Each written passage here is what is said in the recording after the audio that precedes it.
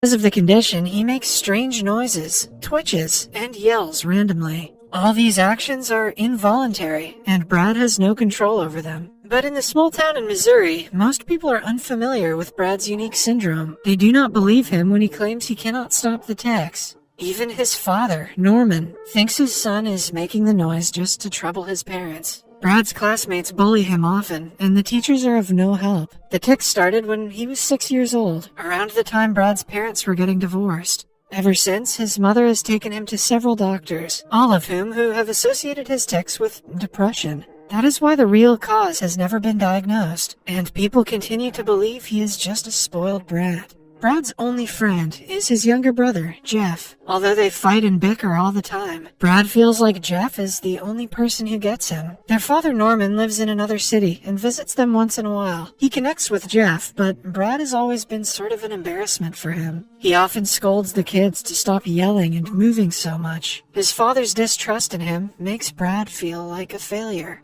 Meanwhile, Brad's mother, Ellen, has always been supportive of her son. She believes him when he says the tics are not something he can control. Ellen is troubled by her friends and relatives, suggesting different absurd methods to discipline her kid. Although she trusts Brad, being a single mother with 2 kids, one of whom cannot stop yelling, is tiring for her. One day, she takes Brad to a new therapist in town. The man asks him about his parents' divorce and its effect on his life. Brad simply tells him that he doesn't remember much about the incident, and it doesn't bother him at all. The doctor refuses to believe that, and claims that Brad is in denial of the effect, which might be causing the tics. He is yet again misdiagnosed, and told that the tics will go away once he disciplines himself. The only time Norman feels proud of being Brad's father is when Brad plays baseball. In the field, everyone makes noises and moves, which makes Brad feel like it's the only place he fits. However, after every match, Norman brings his sons home immediately to not embarrass himself in front of the other fathers.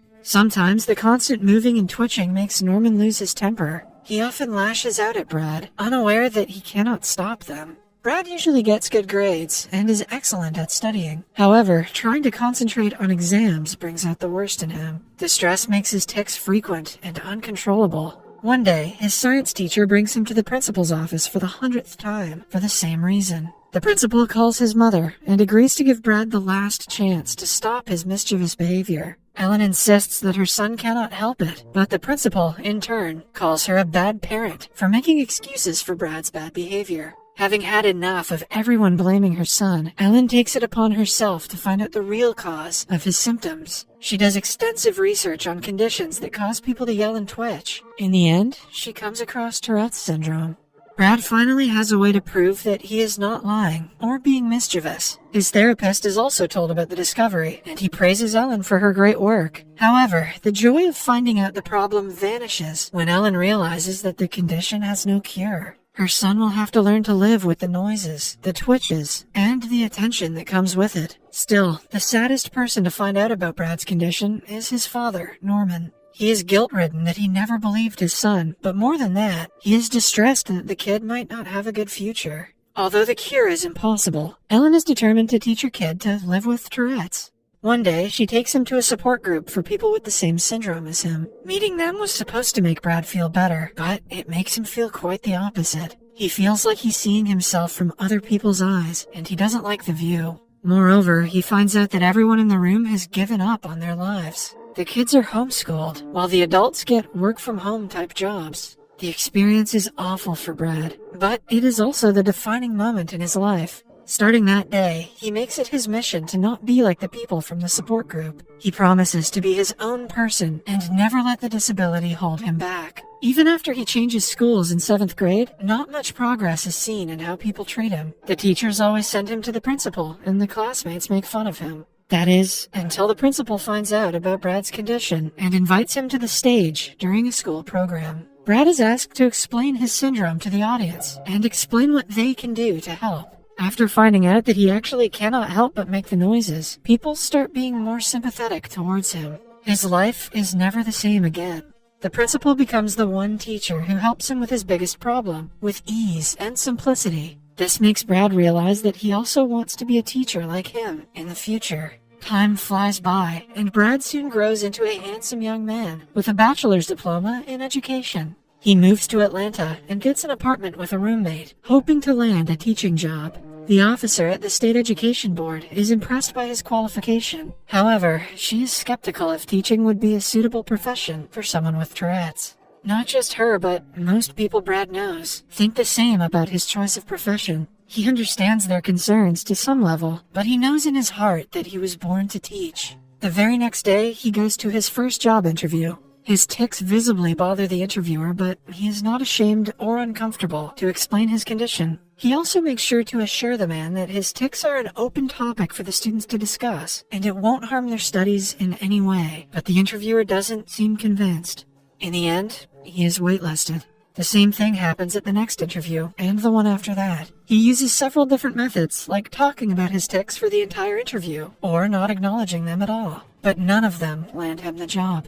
To take his mind off of things, his roommate sets him up on a blind date. He meets a girl at a bar, and is instantly attracted to her. The only problem arises when people around them stare at them because of Brad's tics. By the end of the night, his date is visibly uncomfortable to be seen with him. It turns out that Brad has never landed a second date with any woman. He still hopes that one day he will find someone who can see him past his tics. Brad's father owns a construction business in Atlanta and is ready to help him with money until he gets a job. But Brad doesn't want to accept favors from Norman. The man still thinks that Brad cannot survive as a teacher and voices that opinion every chance he gets. After 25 failed attempts at job interviews, Brad has a mental breakdown in his car. He feels hopeless and broken. But after talking to his mother over the phone, he realizes that the tics aren't the reason for his failure. He just hasn't found the right school. For the 26th interview, he goes to an elementary school. The principal and vice principal are already well informed about Tourette syndrome and do not make Brad feel uncomfortable by treating him any differently. The interview goes on for 2 hours and is the best one he has ever had. By now, Brad has learned to not have high hopes, but still, he cannot help but wish to get the job.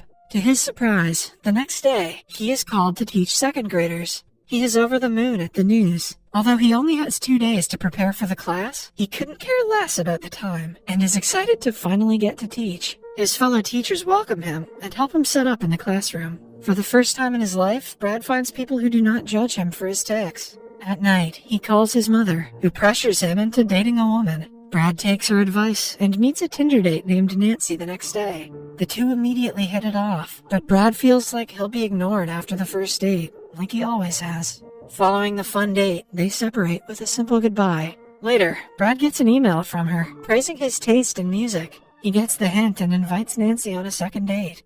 The next day is his first day as a teacher. Initially, the children laugh at his tics, but then he explains to them what Tourette syndrome is and what it does to people. Even the second graders seem to be understanding. After finding out Brad cannot control the noises, they ask him several questions, all of which he answers happily. By the end of the day, the kids love him. But the same cannot be said for the parents. When they come to pick their children up, they seem to not like the new teacher. Brad senses this, but is confident that they will like him after getting to know him better. Meanwhile, he continues dating Nancy and starts falling in love for the first time. She genuinely doesn't seem to care about his tics and likes him for his personality. In school, Brad bonds with a cheerful little girl named Heather. She is the smartest one in the class, but it is her kindness that catches his attention. When the other kids make fun of Brad, she shuts them down. Some parents request their kids to not be in Brad's class because of his disability. The school allows it, but Brad is asked to keep his head up because the parents are the hardest part of the job. One afternoon, after school, Heather comments that she is about to lose her hair. Her mother confirms that the little girl has cancer and is undergoing chemo. Even still, the chances of her survival are very low. The news saddens Brad to his core. The mother also adds that Heather cannot wait to come to school nowadays. He is the only person keeping her happy during the last few months of her life.